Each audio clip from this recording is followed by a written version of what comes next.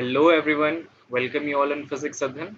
तो इस वीडियो में हम लोग गिब्स एनसेम्बल को स्टडी करेंगे और इसके दो पार्ट होंगे इस वीडियो के। So this is part one. सो इस पार्ट में हम लोग ये चार मेजर क्वेश्चंस पे बात करेंगे। तो फर्स्ट ये है कि गिब्स एनसेम्बल है क्या।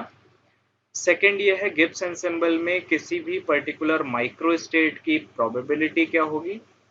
थर्ड है कि गिब्स पार्टीशन फंक्शन क्या लिखेंगे। जैसे कैनोनिकल में हम लोगों ने कैनोनिकल पार्टीशन फंक्शन पढ़ा था, उसी तरीके से इस एंसेम्बल में भी एक पार्टीशन फंक्शन है जिसको हम लोग गिब्स पार्टीशन फंक्शन कहेंगे, और जिससे हम लोग डिफरेंट थर्मोडायनेमिक क्वांटिटीज कैलकुलेट करेंगे। तो गिब्स पार्टीशन फंक्शन क्या है और उससे एसोसिएटेड थर्मोडायनेमिक क्वांटिटी कौन कौन सी है। जैसे माइक्रो कैनोनिकल एंसेम्बल के साथ एंट्रोपी एसोसिएटेड क्वांटिटी थी, कैनोनिकल एंसेम्बल में फ्री एनर्जी थी, इसीलिए गिब्स पार्टीशन फंक्शन। सो गिब्स एंसेम्बल में क्या होगा, तो वो गिब्स पार्टीशन फंक्शन से हम लोग निकालेंगे। फोर्थ क्या है कि फ्लक्चुएटिंग क्वांटिटीज इस सिस्टम में कौन कौन सी होंगी और उनकी एवरेज वैल्यूज हम लोग कैसे कैलकुलेट करेंगे। और नेक्स्ट वीडियोस में हम लोग कुछ शॉर्ट एग्जांपल्स और कुछ डिफरेंट टॉपिक्स डिस्कस करेंगे। ठीक है, स्पेशली ये मैग्नेटिक सिस्टम हम लोग इस पे ज़्यादा फोकस करेंगे क्योंकि ये कई बार पूछा गया है। तो before starting this video I have a suggestion कि लेक्चर नंबर 7 और 8 जो कैनोनिकल एंसेम्बल पे था वो मोस्टली डेरिवेशनल अप्रोच पे था, स्पेशली लेक्चर नंबर 7। तो अगर आपने लेक्चर नंबर 7 और 8 कैनोनिकल एंसेम्बल पे नहीं देखा है तो आई वुड सजेस्ट कि फर्स्ट वो वीडियोस देखो, क्योंकि इस वीडियो में जो मैथमेटिकल है, जो डेरिवेशनल अप्रोच है, वो मैं फॉलो नहीं करूंगा बिकॉज दैट इज इररिलेवेंट और not needed for your competitive purpose.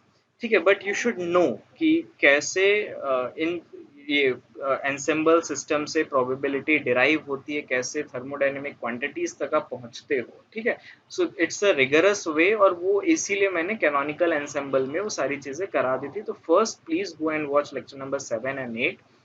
अगर कुछ चीजें नहीं समझ में आती that's okay, but I try to be in very lenient form, so I think you will be able to understand lecture number 7 and 8। If that is the case, अगर 7 8 देख चुके हो, then I will start with Gibbs ensemble. So let's start. Okay, तो सबसे पहले हम लोग देखेंगे गिब्स एंसेम्बल क्या है। तो सपोज करो मेरे पास एक सिस्टम है एस और एक रिजर्वॉयर है आर। ठीक है, इस रिजर्वॉयर का जो टेम्परेचर है वो टी है, जो प्रेशर है वो पी है। तो अगर किसी सिस्टम की प्रॉपर्टीज ऐसी हैं कि जिसमें नंबर ऑफ पार्टिकल्स जो हैं, जो प्रेशर है उस सिस्टम का और जो टेम्परेचर है वो सिस्टम का, वो अगर फिक्स्ड है, तो ऐसे सिस्टम्स को हम लोग गिब्स एंसेम्बल के थ्रू स्टडी करते हैं। ऐसे एंसेम्बल्स को हम लोग गिब्स एंसेम्बल कहते हैं।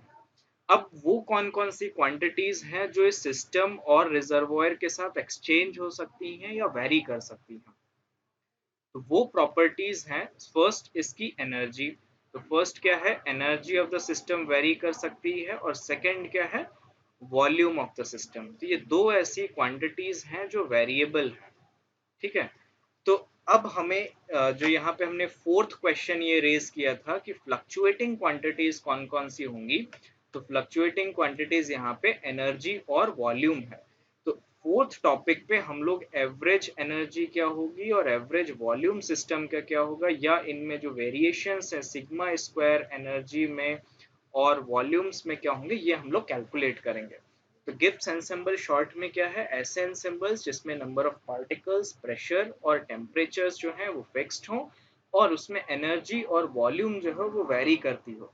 तो ऐसे एंसेम्बल्स को हम लोग गिब्स एंसेम्बल कहते हैं। ठीक है, अब गिब्स एंसेम्बल में किसी पर्टिकुलर माइक्रो स्टेट, अच्छा माइक्रो स्टेट किन से बनेगी, एनर्जी से और वॉल्यूम से। तो देखो, सपोज करो मैं एक एग्जांपल से आपको कॉन्फ़िगरेशंस दिखाने की कोशिश करता हूँ कि एक एग्जांपल है, एक सिस्टम है जिसमें दो एनर्जी लेवल्स हैं E1 और E2, और उसमें दो, सपोज किया तीन वॉल्यूम्स हैं, V1 V2 इसको कह लो और V3 इसको कह लो, V1 V2 V3। तो नंबर ऑफ जो कॉन्फ़िगरेशंस हैं वो कौन कौन से होंगे, एक तो E1 V1, यानी कि जो पॉसिबिलिटीज हैं कि कितने वे में एनर्जी और वॉल्यूम्स को आप रख सकते हो। तो पहला क्या होगा, E1 V1, दूसरा क्या होगा, E1 V2, तीसरा क्या होगा, E1 V3। अच्छा, नेक्स्ट क्या होगा कि अगली एनर्जी पे आप जाओ तो ये क्या हो जाएगा, E2 V1, और क्या हो जाएगा, E2 V2, और क्या हो जाएगा, E2 V3। तो इस तरीके से इसमें टोटल 6 कॉम्बिनेशंस हैं। तो अगर आप चाहे volume V1 E1 V1 E2 इस तरीके से करो या एनर्जी और वॉल्यूम्स को करो, सो this will give you the same number of configurations. ठीक है, तो इसमें यहाँ पे इस तरीके की कॉन्फ़िगरेशंस बनेगी। अब क्वेश्चन ये है कि इन पर्टिकुलर कॉन्फ़िगरेशंस के होने की प्रोबेबिलिटी क्या है। तो कॉन्फ़िगरेशंस को हम म्यू एस से लिख रहे हैं यहाँ पे, कॉन्फ़िगरेशन ऑफ अ सिस्टम, जो कि होगी एनर्जी और वॉल्यूम का फंक्शन। तो अब देखो, जिस तरीके से हमने कैनोनिकल एंसेंबल में किया था सेम वही करेंगे, बस मैं मैथमेटिकल स्टेप्स इसमें बीच बीच में छोड़ रहा हूँ, but I hope you will catch these points. तो जो प्रोबेबिलिटी ऑफ अ सिस्टम है किसी given micro state mu S की, वो इन जनरल जो होगी वो क्या होगी, सो that is number of configurations कितने हैं, और यहाँ पे ये रिजर्वॉयर क्या आएंगे। तो रिजर्वॉयर के कॉन्फ़िगरेशंस जिनकी energy E minus E S है, और ई एस क्या है इस पर्टिकुलर कॉन्फ़िगरेशंस के साथ, ये हम लोगों ने कैनोनिकल में भी देखा था। लेकिन यहाँ पे एक कंडीशन और लगाओगे, उस रिजर्वॉयर का जो वॉल्यूम होना चाहिए वो ये होना चाहिए। ठीक है, तो अगर ये मेरे पास कंडीशन है कि ये इतने नंबर ऑफ रिजर्वॉयर के कॉन्फ़िगरेशन से, अगर मैं इसको टोटल कॉन्फ़िगरेशन से एनर्जी और वॉल्यूम के डिवाइड कर दूं, सो this will give me the probability of any configurations of that system. ठीक है, और ये जो V है, जो मैंने यहाँ पे V यूज किया, so that V is volume of the system plus volume of the reservoir, so that is the total volume. ठीक है, और वो पूरी मैथमेटिक्स से अगर आप जाओगे, जैसा कि हम लोगों ने प्रीवियस कैनोनिकल एंसेंबल में किया था, तो इस सिस्टम के लिए जो probability of any given micro state है mu S, so that will become E raise to power minus beta E S, system की energy, minus beta P V, minus beta P V. ठीक है, and divided by, ये systems का volume है, divided by z of Gibbs. ये Gibbs ensemble का partition function है, इसीलिए मैंने z ऑफ गिब्स लिखा है। अच्छा, गिब्स पार्टीशन फंक्शन किसका फंक्शन होगा, नंबर और टेम्परेचर और प्रेशर के। सो यहाँ पे हम लोग लिख देते हैं Gibbs which is a function of temperature, pressure and number of particles. So ऐसे पार्टीशन फंक्शंस जहाँ जो फंक्शंस हो टेम्परेचर, प्रेशर और नंबर ऑफ पार्टिकल्स के, तो वो गिब्स पार्टीशन फंक्शन कहलाते हैं। ठीक है, अच्छा, तो गिब्स पार्टीशन फंक्शन की जो वैल्यू होगी वो कितनी होगी, तो z ऑफ गिब्स। तो देखो, इसका एक मतलब एक शॉर्ट वे तुम इसको कैसे याद रख सकते हो कि किसी भी सिस्टम में अगर टोटल कॉन्फ़िगरेशंस की प्रोबेबिलिटीज का सम निकालोगे, सो दैट विल बी 1। सो इस इक्वेशन में अगर हम यहाँ पे सम ओवर ऑल माइक्रो स्टेट्स कर दें, यहाँ पे सम ओवर ऑल माइक्रो स्टेट्स कर दें, तो ये क्या आ जाना चाहिए 1। तो ये z गिब्स एंसेंबल, इसमें तो माइक्रो स्टेट्स है नहीं है, तो बाहर आ जाएगा, तो z गिब्स TPN क्या आ जाएगा, सो that is summation over all micro states e raised to power minus beta es, which is the configuration mu s, e raised to power minus beta PVS, जिसका configuration म्यूएस है। ठीक है, so this is the Gibbs partition function. ये micro states पे लिखा है, जैसे हम लोगों ने यहाँ पे एग्जांपल किया था E1 E2 E3, ये 6 जो कॉन्फ़िगरेशंस बने हैं। तो ये इस तरीके से कि पहले यहाँ पे E1 लिखो, यहाँ पे V1 लिखो, फिर एक आएगा फिर plus e raise to power minus beta E1 e raise to power minus P V2। तो इस तरीके से this is a sum of 6 individual configurations. ठीक है, तो इस तरीके से इसके आप पार्टीशन फंक्शंस यहाँ पे लिख सकते हो। अच्छा, तो एक तो ये चीज हो गई। अब नेक्स्ट क्वेश्चन आता है कि इस पार्टीशन फंक्शन के साथ कौन सी थर्मोडायनेमिक क्वांटिटी जो है वो एसोसिएटेड है। तो जैसे कैनोनिकल एंसेंबल में फ्री एनर्जी एसोसिएटेड था, तो इसमें है Gibbs free energy, Gibbs free energy. Gibbs free energy अगर आपको निकालनी है, अगर आपके पास z गिब्स ये पार्टीशन फंक्शन पता है, तो गिब्स फ्री एनर्जी जो होगी, तो that will be a function of temperature, pressure और नंबर ऑफ पार्टिकल्स। सो ये क्या होगा, this will be minus K B T log of z of Gibbs. ठीक है, तो जैसे log minus K B T log of z canonical हमें क्या देता था, free energy of the system. तो इसी तरीके से अगर आप गिब्स एंसेंबल में किसी सिस्टम को सॉल्व कर रहे हो, डील कर रहे हो, so that will give you the Gibbs free energy of the system. ठीक है, और ये आप सेम उसी तरीके से निकाल सकते हो जैसे मैंने कैनोनिकल एंसेंबल में कराया था। मैं बार बार इसीलिए नहीं करा रहा क्योंकि मैथमेटिकल डिटेल्स बढ़ जाएंगी, फिर आप लोग ये कहोगे कि ये तो रेलेवेंट नहीं है हमारे कंपटीशन के लिए, फिर क्यों ये कराया जा रहा है। इसीलिए एक एंसेंबल कराना बहुत जरूरी था। सो that's why I choose the canonical one. ठीक है, तो उसको एक बार जरूर देख लेना। सो यहाँ पे हम लोगों ने गिब्स पार्टीशन फंक्शन देख लिया क्या। अच्छा, ये प्रोबेबिलिटी के एक्सप्रेशन में ये समेशन तो नहीं आएंगे, वो नेक्स्ट स्टेप को सॉल्व करने के लिए बताया था। तो ये तीन चीजें हो गई, प्रोबेबिलिटी क्या होगी और पार्टीशन फंक्शन क्या होगा, प्लस गिब्स कौन सी थर्मोडायनेमिक क्वांटिटी एसोसिएटेड है, सो that is Gibbs free energy.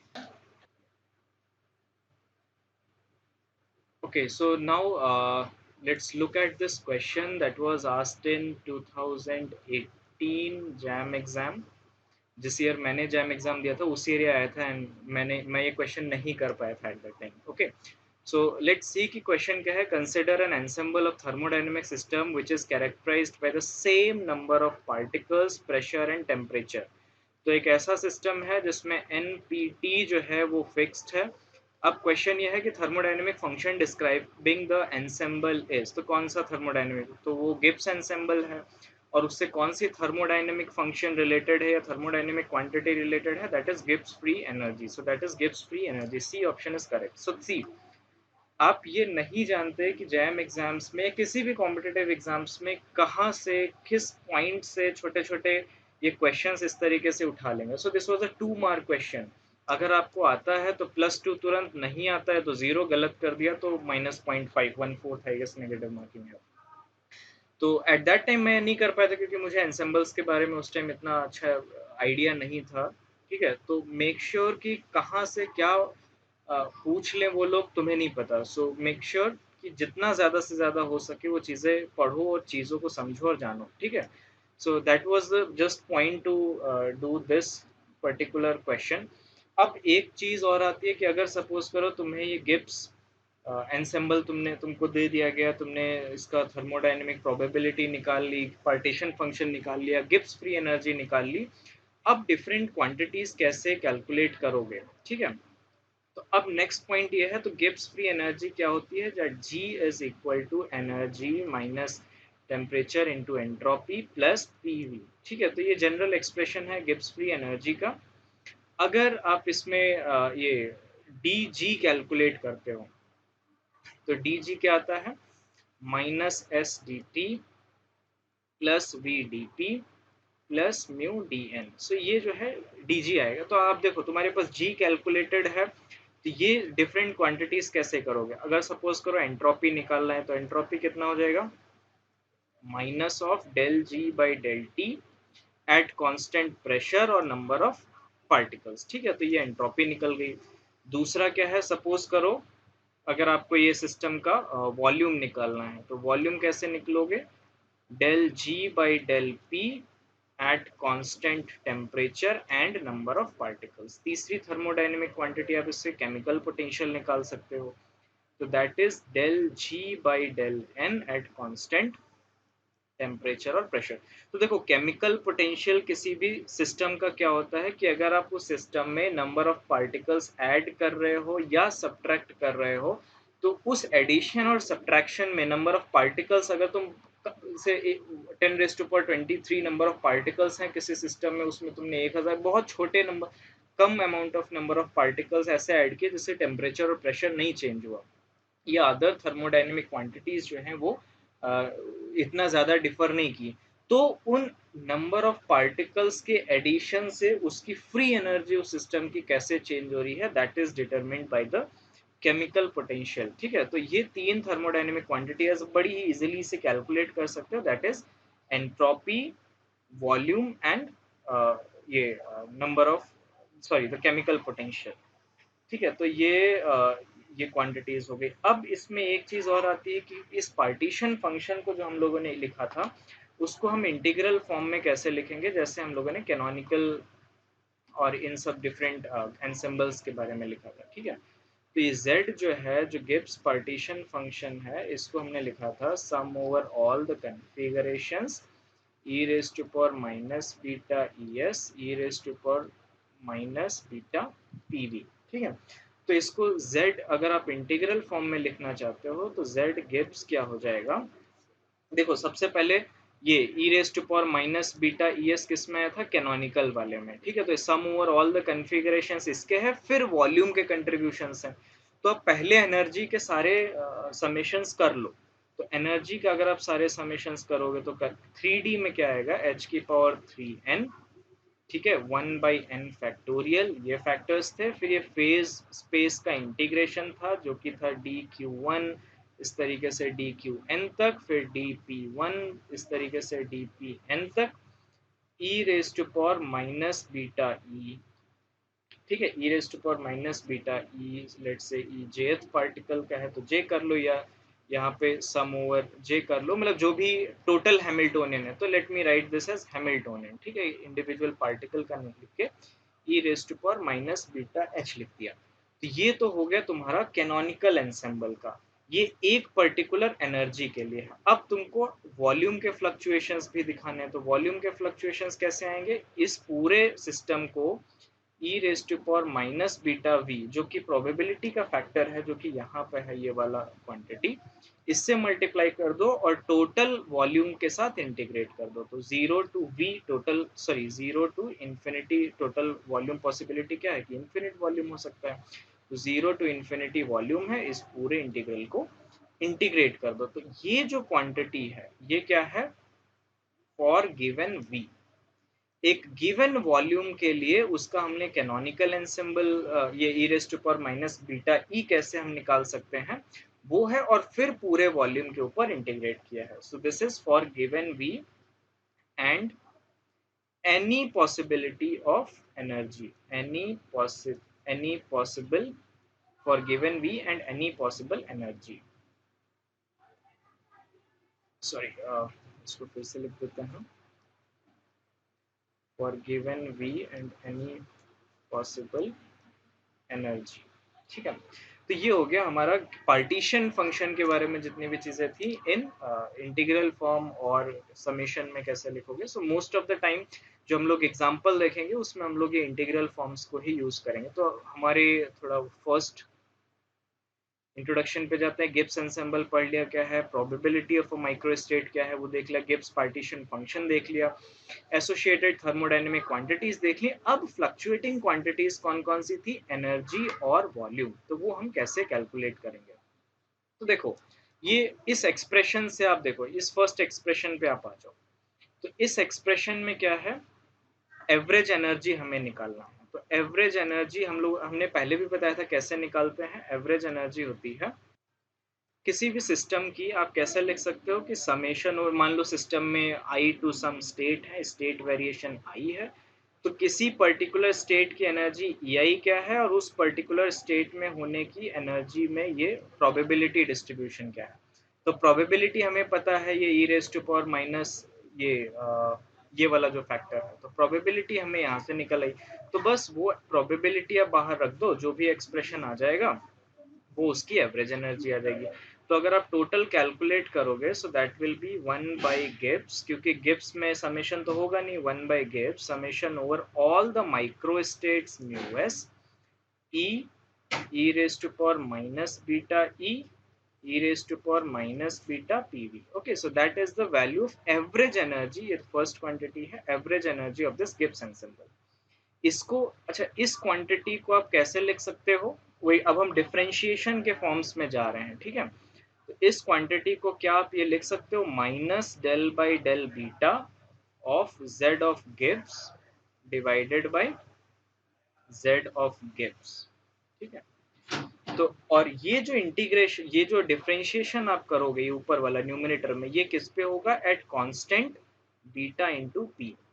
तो देखो अगर आप इस z गिब्स जो है, z गिब्स यही ये पर्टिकुलर फंक्शन है, z गिब्स में माइनस बीटा से अगर आप डिफरेंशिएट करोगे विथ बीटा p जो है वो आप कांस्टेंट रखोगे, तो ये एक ई एनर्जी जो है वो बाहर पुल आउट हो जाएगी मैथमेटिकली। ठीक है, तो इसलिए हम लोगों ने इसको इस फॉर्म में लिखा। अच्छा, इसको आप और अच्छे फॉर्म में लिख सकते हो, so that is minus del by del beta of log of Z of Gibbs. ये किस पे निकाला है? एट कांस्टेंट, ये at constant beta and P. ठीक है, तो ये हो गया एवरेज एनर्जी निकालने का फॉर्मूला कि एवरेज एनर्जी आप गिब्स एनसेंबल में कैसे निकालोगे। सो this is the first expression जो हम लोगों ने डिराइव किया। इसी तरीके से आप सेकेंड एक्सप्रेशन निकाल सकते हो कि एवरेज एनर्जी का स्क्वायर कितना होगा। तो सेकेंड जो है वो एवरेज एनर्जी का स्क्वायर है, वो कितना होगा। तो ये होमवर्क है, ये निकालोगे। तो अगर आप इसको, होमवर्क है फिर भी आप करके देखना, तो इसको आप निकालोगे तो ई स्क्वायर जो है वो सिमिलर एक्सप्रेशन ही आएंगे। तो del square by del beta square Z of Gibbs at constant beta P divided by Z of Gibbs. तो इस तरीके के कुछ एक्सप्रेशंस निकल के आएंगे। ठीक है, तो इसमें एक क्वांटिटी एवरेज एनर्जी जो फ्लक्चुएशन की है वो हमने कैलकुलेट कर ली। ठीक है, अभी एक क्वांटिटी और है, वो क्या है? वॉल्यूम। तो एवरेज वॉल्यूम कितना होगा इस सिस्टम का, वो अभी हमें निकालना है। तो अब हम निकालेंगे सिस्टम का एवरेज वॉल्यूम। तो एवरेज वॉल्यूम अगर इसी सिमिलर प्रोसीजर से आप जाओगे तो 1/z गिब्स आ जाएगा नीचे, summation over all the configuration आ जाएगा, वॉल्यूम और उसका जो प्रोबेबिलिटी वाला फैक्टर था तो वो क्या हो जाएगा? E raise to power minus beta e raise to power minus beta P, sorry minus beta PV. तो अब देखो, अगर अब आप डिफ्रेंशिएट करो P इंटू बीटा के क्वांटिटी से विद कांस्टेंट बीटा, तब क्या होगा? ये वॉल्यूम का फैक्टर मैथमेटिकली बाहर आ जाएगा। तो इसको अगर आप करोगे so it will be minus del by del beta, sorry minus del by del, इसको फिर से लिख देते हैं, minus del by del of beta P of log of Z of Gibbs. और ये जो डिफरेंशिएशन है वो कांस्टेंट बीटा पे आप करोगे, so you will get this average volume. अगर आप सिमिलरली एवरेज वॉल्यूम का स्क्वायर निकालना चाहते हो, so I am writing a direct expression. तो इसका क्या हो जाएगा? Del by del square by del square of, wait, इसको सिमिलर उसी प्रोसीजर से अगर आप जाओगे प्रोबेबिलिटी वगैरह लिख के, so it will be del square by del beta P whole square of this Z of Gibbs, Z of Gibbs at constant beta and divided bye 1/z of Gibbs. ठीक है, तो ये सिमिलर एक्सप्रेशन आ जाएगा।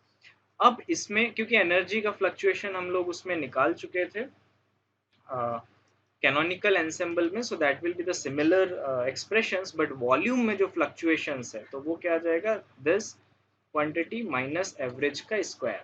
सो ये जब आप quantity calculate करोगे जैसे हम लोगों ने कैनोनिकल में किया था, दैट्स वाई मैंने कहा था कि वो कैनोनिकल वाला काफी इंपॉर्टेंट वीडियो था, क्योंकि उसमें ये सारी क्वांटिटीज मैंने कैलकुलेट कराई थी कि कैसे निकालोगे। ठीक है, तो ये एक इसमें बीटा फिक्स्ड, तो इस तरीके के कुछ एक्सप्रेशंस आ जाएंगे। अच्छा, एक कप थर्मोडायनेमिक में अगर आपने पढ़ा होगा तो that is called isothermal compressibility. Isothermal, thermodynamics में पढ़ा होगा आइसोथर्मल कॉम्प्रेसिबिलिटी। तो जिसको हम लोग मोस्टली के टी से लिखते थे, सो व्हाट दैट के tea was, so this was del of v by del p of 1/1 v। ठीक है, so that was the isothermal compressibility। I think pressure बढ़ाओगे तो वॉल्यूम बढ़ेगा, so this will be, volume घटेगा, so it will be a negative sign यहाँ पे आएगा। तो अब देखो एवरेज वॉल्यूम है, तो ये जो वॉल्यूम है इसको आप एवरेज वॉल्यूम लिख दो। बीटा यहाँ पे फिक्स्ड है, तो ये डेरिवेशन में आप बीटा बाहर ले सकते हो। तो ये जो क्वांटिटी है, जो फ्लक्चुएशन है, तो ये जो फ्लक्चुएशन है वो क्या आ जाएगी? सो दैट विल बी, इसमें आप अगर इस तरीके से देखो, बीटा कांस्टेंट है तो माइनस के बी टी जो 1/बीटा है, इसको आप बाहर लिख सकते हो। एवरेज वॉल्यूम से मल्टीप्लाई कराया, एवरेज वॉल्यूम से डिवाइड कराया, और ये del V by del P at this, तो ये हमें एक क्वांटिटी मिल गई जहाँ पे बीटा फिक्स्ड है। तो ये देखो del P by del V, ये क्वांटिटी तुमको क्या नजर आ रही है? K T. Okay, so that will be K B T average volume into K T. ठीक है, ये के टी आइसोथर्मल कॉम्प्रेसिबिलिटी है। अब देखो फिर वही बात आ गई जो हम लोगों ने उसमें पढ़ी थी, फ्लक्चुएशन रिस्पांस थ्योरम में। तो ये भी यहाँ पे इस एंसेम्बल के लिए fluctuation response theorem, fluctuation response theorem. तो यहाँ पे क्या है कि अगर आप सिस्टम में टेम्परेचर बढ़ा रहे हो, एक एक्सटर्नल पैरामीटर है, उसको आप ट्यून करके सिस्टम की फ्लक्चुएशंस, देखो ये पहले भी वीडियो में मैं काफी क्लियर कर चुका हूँ कि जो फ्लक्चुएशंस होती हैं that are considered to be some intrinsic property of the system. लेकिन यहाँ पे इस सिस्टम में अगर आप टेम्परेचर बढ़ा रहे हो तो फ्लक्चुएशंस के साथ इफेक्टेड है। तो इट मीन्स कि this is directly connected to some external parameters, that is जो कि यहाँ पे टेम्परेचर है। So that's why this is called response, कि आप बाहर के ट्यूनिंग चेंज जो पैरामीटर्स हैं, जैसे यहाँ पे टेम्परेचर है तो यहाँ पे आप टेम्परेचर को चेंज करके सिस्टम की जो फ्लक्चुएशंस हैं वो change होती हैं। So that is why this is a very unusual behavior of these kind of systems, and इसको एक्सपेरिमेंटलिस्ट काफी यूज करते हैं एक्सपेरिमेंट्स के टाइम पे, क्योंकि उनके पास एक्सटर्नल पैरामीटर्स क्या होगा, टेम्परेचर आप घटा बढ़ा सकते हो। ठीक है, so this is called the fluctuation response theorem। तो बात थी यहाँ पे एवरेज वॉल्यूम और एनर्जी निकालने की, so that we have calculated.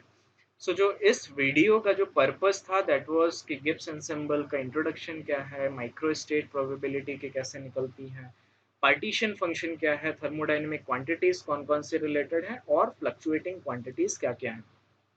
So I tried कि आपको वो सारी इंफॉर्मेशन यहाँ पे इस पर्टिकुलर एटलीस्ट इन 4 टॉपिक्स पे मिले, कि अगर आगे आने वाले कॉम्पिटिटिव एग्जाम्स में छोटे मोटे इधर उधर से क्वेश्चंस भी अगर पूछे जाते हैं, तो अगर आपने ये सारी चीजें एक बार देख ली हैं, एक बार थोड़ी बहुत समझ ली हैं, तो you will be able to do. और आपने देखोगे कैसे एक छोटा सा क्वेश्चन ये जैम 2018 के एग्जाम में आया, जिसने मुझे उस टाइम पे परेशान किया, यार ये क्या आ गया, कैसे आ गया।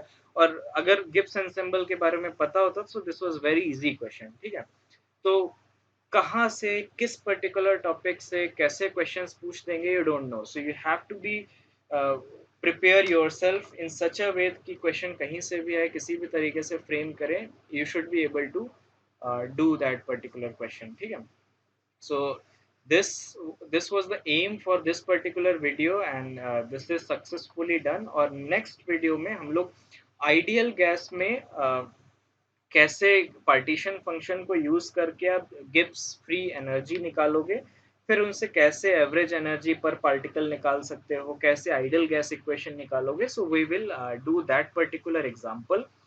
और फिर एक एक्सप्रेशन है जनरल वर्क डन का। देखो अभी तक आपने वर्क डन क्या किया कि अगर सिस्टम में तुम वॉल्यूम बढ़ाओगे तो प्रेशर चेंज होगा, जिससे एक वर्क डन एसोसिएटेड है पी डीवी, और वो तुम लिखते थे। लेकिन क्या ऐसा भी तो हो सकता है ना कि एक लेंथ, एक वायर है जिसपे मैं एक फोर्स लगा रहा हूँ, तो ये force into that displacement of the wire, वो भी तो एक वर्क डन है। मैग्नेटिक फील्ड किसी सिस्टम में अप्लाई करते हैं तो क्या होता है, मैग्नेटाइजेशन होता है। तो मैग्नेटाइजेशन और मैग्नेटिक फील्ड में भी तो एक वर्क डन होता है, वो कैसे लिखोगे। अगर किसी सिस्टम में इलेक्ट्रिक फील्ड यूज हुआ है तो उसमें पोलराइजेशन होगा, तो उस पोलराइजेशन और इलेक्ट्रिक फील्ड में कैसे वर्क डन लिखोगे। केमिकल पोटेंशियल और नंबर ऑफ पार्टिकल्स के जो वेरिएशन से जो एनर्जी, जो वर्क डन होता है, उसको आप कैसे लिखोगे। तो ये डिफरेंट क्वेश्चंस हैं जो कि हम लोग इस नेक्स्ट वीडियो में डील करेंगे। प्लस अभी एक चीज बताई, मैग्नेटाइजेशन और मैग्नेटिक फील्ड का, तो ये काफी इंपॉर्टेंट एग्जांपल हो जाता है, जबकि जस्ट एग्जाम्स में कई बार इस तरीके के क्वेश्चंस पूछे गए मैग्नेटिक सिस्टम की, जो कि non interacting magnetic spin system है। कि एक सपोज करो कि दो स्पिन है, स्पिन +1 और -1, उस सिस्टम की एवरेज एनर्जी 0 है, तो उसका मैग्नेटाइजेशन, एवरेज मैग्नेटाइजेशन क्या होगा। तो हम लोग देखेंगे कि जो मैग्नेटाइजेशन होगा, जो उसमें ससेप्टिबिलिटी होगी उस मैग्नेटिक सिस्टम की, दैट डिपेंड्स अपॉन 1/टेम्परेचर। सो 1/T क्या होता है, क्यूरी लॉ होता है। तो हम लोग देखेंगे कि स्टैटिस्टिकल मैकेनिक्स का यूज करके बहुत ही सिंपली वे से, बहुत ही सिंपल 4-5 लाइन की कैलकुलेशन से हम लोग क्यूरी लॉ को डिराइव कर सकते हैं। ठीक है, so that's the power of this statistical mechanics. So that was this for this particular video. और नेक्स्ट वीडियो में हम लोग एग्जाम्पल्स करेंगे, और उसके नेक्स्ट वीडियो जो होगा वो ग्रैंड कैनोनिकल एंसेंबल पे होगा। So thank you very much for watching this video and I hope you like this. अगर पसंद आए तो प्लीज़ एक लाइक बटन और जो भी चीज़ें तुम्हें पसंद आई हैं एक कमेंट करके बता दो, so that I can know कि हाँ तुमने वीडियो देखा और ये चीज़ें सीखी। So that's done for this video और मिलते हैं नेक्स्ट वीडियो में। Take care.